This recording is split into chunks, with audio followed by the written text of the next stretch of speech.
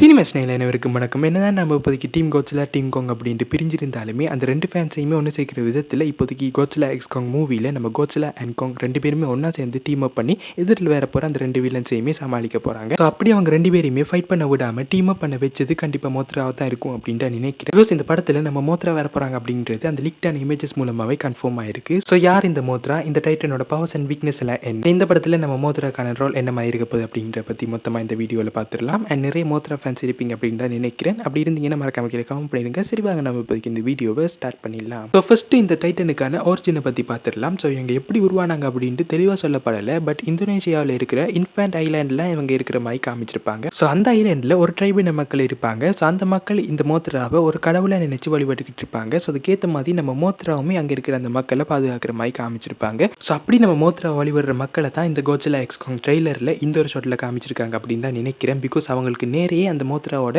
குக்குன்னு இருக்கிற மாதிரி காமிச்சிருக்காங்க. கிங் ஆஃப் த மான்ஸ்டர்ஸில் வந்த மாதிரி ப்ளூ கலரில் இல்லாமல் கோல்டன் கலரில் இந்த படத்தில் நம்ம மோத்ரா வரப்போகுது அப்படின்றது அந்த லீக்டான இமேஜஸ் மூலமாகவே கன்ஃபார்ம் ஆயிடுச்சு. அதுக்கேற்ற மாதிரியே ட்ரெய்லரோட இந்த ஒரு ஷாட்டில் நம்ம மோத்ராவோட அந்த குக்குன் கோல்டன் கலர்லாம் இருக்கிற மாதிரி காமிச்சிருப்பாங்க. இந்த படத்துலேயே நம்ம கோட்ஸிலா அண்ட் காங் மறுபடியுமே ஃபைட் பண்ணுற மாதிரியான ஒரு சில ஷாட்ஸையுமே காமிச்சிருப்பாங்களே அந்த ட்ரெய்லரில். ஸோ அந்த ஃபைட்டை தடுத்து நிறுத்தி உண்மையான எதிரி நம்ம ஷீமோவும் காக்கிங் இருந்தாண்டா. ஸோ அவங்க 2 பேரையுமே நீங்கள் டீம் அப் பண்ணி சமாளிங்கடா அப்படின்னு சொல்லி புரிய வைக்கிறதுக்காக தான் இந்த இடத்துல நம்ம மோத்ராவுமே வர மாதிரி அந்த லீக்டான இமேஜஸில் காமிச்சிருந்தாங்க. இந்த படத்துக்கான ஃபைனல் பேட்டில் நம்ம ஸ்கார்கிங் அண்ட் ஷீமோவை தாண்டி அந்த ஸ்கார்கிங் கண்ட்ரோல் கீழே இருக்கிற ஒரு சில டைட்டன்ஸுமே நம்ம கோட்ஸிலா அண்ட் காங்குக்கு எதிராக அந்த ஃபைனல் பேட்டில் வரும் அப்படின்ற மாதிரி சொல்லியிருந்தாங்க.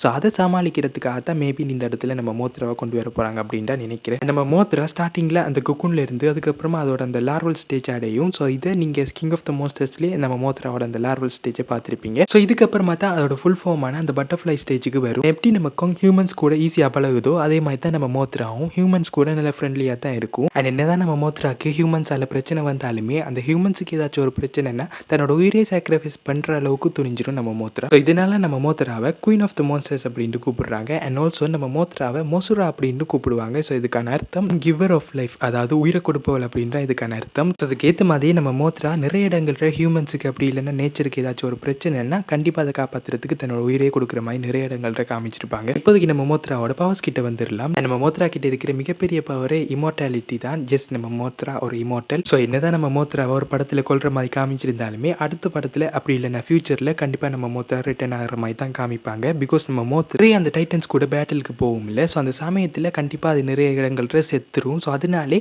அது பேட்டிலுக்கு போகிறதுக்கு முன்னாடி அப்படி இல்லைன்னா அது சாக போகுது அப்படின்றது அது உணர்ந்துச்சுன்னா ஒரு முட்டையை போட்டுருமா. ஸோ இதனாலே அது போகிற அந்த பேட்டில் நம்ம மோத்ரா இறந்துச்சுன்னா அந்த முட்டையில் அது மறுபடியுமே ரீஇன்கார்னேட் பண்ணி வரும் அப்படின்ற மாதிரி சொல்கிறாங்க. அப்படி புதுசாக பிறக்கிற அந்த மோத்ராக்கு பழைய மோத்ராவோட மெமரிஸுமே ட்ரான்ஸ்ஃபர் ஆகிற மாதிரி தான் காமிச்சிருப்பாங்க. அதாவது பழைய செத்த மோத்ராவோட மெமரிஸ் எல்லாமே இப்போதைக்கு புதுசாக பிறகு போகிற அந்த மோத்ராவுக்குமே வரும் அப்படின்ற மாதிரி சொல்லியிருக்காங்க. ஸோ அந்த மாதிரி தான் இந்த கோட்ஸிலா எக்ஸ் காங் மூவிலையுமே ப்ரெசென்ட் பண்ண போகிறாங்க அப்படின்னு தான் நினைக்கிறேன். நெக்ஸ்ட் நம்ம மோத்ரா கிட்ட இருக்கிற விங்ஸ் நம்ம கிடோரா அண்ட் ரோடனை தாண்டி நெக்ஸ்ட் நம்ம மோத்ரா கிட்ட தான் அதிகப்படியான அந்த பெரிய விங்ஸ் இருக்குது அப்படின்னு தான் நினைக்கிறேன். ஸோ அந்தளவுக்கு ரொம்ப பிரம்மாண்டமான விங்ஸை நம்ம மோத்ரா கொண்டிருக்கும். இந்த விங்ஸ் மூலமாக நம்ம மோத்ரா ரொம்ப ஸ்பீடாகவும் அஜயலாகவும் பறக்கும் அப்படின்ற மாதிரி சொல்லியிருக்காங்க. கிங் ஆஃப் த மான்ஸ்டர்ஸ்லேயே பார்த்துருப்பீங்க நம்ம ரோடனுக்கே டஃப் கொடுத்துருக்கும். நெக்ஸ்ட் நம்ம மோத்ராக்கு மெட்ட டைட்டன்ஸ் கூட கம்பேர் பண்ணி பார்க்குற அளவுக்கு அதிகப்படியான ஸ்ட்ரென்த் இல்லை அப்படின்றாலுமே ஒரு டீசன்ட் லெவலில் ஸ்ட்ரென்த் இருக்க தான் செய்யுது. அண்ட் ஆல்சோ நம்ம மோத்ராவோட ஃபைட்டிங் ஸ்டைலுமே வேறு மாதிரி இருக்கும். அதாவது இதோட லார்வல் ஃபார்மில் இருக்கிற அந்த சமயத்தில் டிஃப்ரெண்ட்டாக ஃபைட் பண்ணும். அதே சமயம் இதோட இமேஜ் ஃபார்ம் அதாவது அந்த பட்டர்ஃப்ளை ஃபார்முக்கு வர அந்த சமயத்தில் வித்தியாசமாக ஃபைட் பண்ணும்.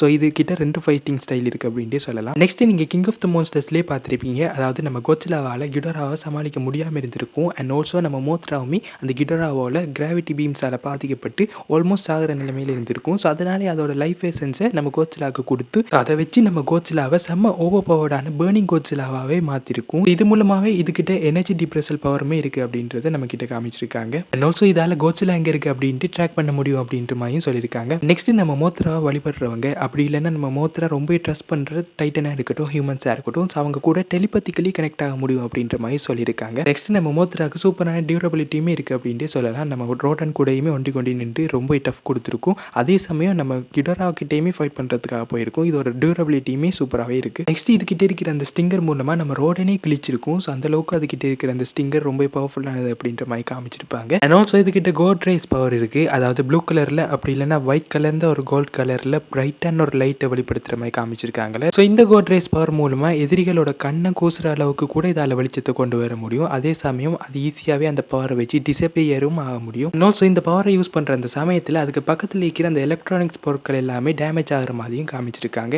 அண்ட் ஆல்சோ இந்த பவரை பயன்படுத்தி குறிப்பிட்ட லோ டிஸ்டன்ஸில் இருக்கிற டைட்டன்ஸ் கூட கம்யூனிகேட் பண்ண முடியும் அப்படின்ற மாதிரி சொல்லியிருக்காங்க. அண்ட் இந்த கிடோராவோட ஆல்ஃபா கால் மாதிரி நிறைய இடங்களுக்கு போகாது, ஒரு குறிப்பிட்ட லோ டிஸ்டன்ஸில் இருக்கிற டைட்டன்ஸ் கூட தான் இந்த பவரை பயன்படுத்தி இதால் கம்யூனிகேட் பண்ண முடியும். இதை தாண்டி நம்ம மோத்ரா கிட்ட மெட்ரோகைனசிஸ், பிசிக்கல் மேனிப்புலேஷன், தெர்மல் விஷன் மாதிரியான பவர்ஸுமே இருக்கிற மாதிரி சொல்லியிருக்காங்க. நெக்ஸ்ட் இதோட வீக்னஸ் கிட்ட வந்தோம்னா இதால் அதிகப்படியான ஹீட் இருக்கிற இடத்துல தாக்கு பிடிக்கவே முடியாது. ஏதாச்சும் ஒரு டைட்டன் எக்ஸ்ட்ரீம் ஹீட் மூலமா இதுகிட்ட இருக்கிற அந்த விங்ஸை டேமேஜ் பண்ணி விட்டாலே இதால பெருசாக சமாளிக்க முடியாது. அண்ட் நம்ம கிடோரா கிட்ட இருக்கிற அந்த கிராவிட்டி பீம்ஸ் மாதிரியான பவர்ஸுமே இது ஈஸியாகவே ஹர்ட் பண்ணிடும். ஸோ மெட்டா டைட்டன்ஸ் கூட கம்பேர் பண்ணி பார்க்கும்போது இதோட பவர்ஸ் கொஞ்சம் கம்மியாக தான் இருக்கும். பட் என்னதான் இந்த மாதிரியான வீக்னஸ் எல்லாம் இருந்தாலுமே இதை கொல்லவே முடியாது. பிகாஸ் இதை கொன்னாலும் கூட மறுபடியும் ரீஇன்கார்னேட் பண்ணி வந்துடும். பட் ஒரு ஃபைட் அப்படின்ட்டு வந்துச்சுன்னா தன்னோட உயிரையே சாக்ரிஃபைஸ் பண்ணி அந்த ஃபைட்டில் வின் பண்ணுமா அப்படின்ற அளவுக்கு பார்க்கும். ஸோ அந்த அளவுக்கு ரொம்ப டஃப் கொடுக்கும் அப்படின்ட்டு சொல்லலாம். அதனால எப்படி நம்ம கோட்ஸிலா கிங் ஆஃப் த மான்ஸ்டர்ஸோ அதே மாதிரி நம்ம மோத்ராவை குயின் ஆஃப் த மான்ஸ்டர்ஸ் அப்படின்ட்டு சொல்கிறாங்க. ஸோ நம்ம மோத்ராவை இந்த கோட்ஸிலா எக்ஸ் காங் மூவியில் என்ன மாதிரி காமிக்க போகிறாங்க அப்படிங்கிறத வெயிட் பண்ணி பார்க்கலாம். ஸோ எத்தனை மோத்ரா ஃபேன்ஸ் இருக்கீங்க? ஸோ அவ்வளோதான் கைஸுக்கான வீடியோ முடிஞ்சிருச்சு. வீடியோ பிடிச்சிருந்தா லைக் பண்ணி நம்ம சினிமா சேனல் எப்படி சப்ஸ்கிரைப் பண்ணி வச்சுக்கோங்க. ஏகப்பட்ட வீடியோ இந்த மாதிரி வந்துக்கிட்டே இருக்கும். ஸோ வேறு ஒரு வீடியோவில் வெயிட் பண்ணலாம்.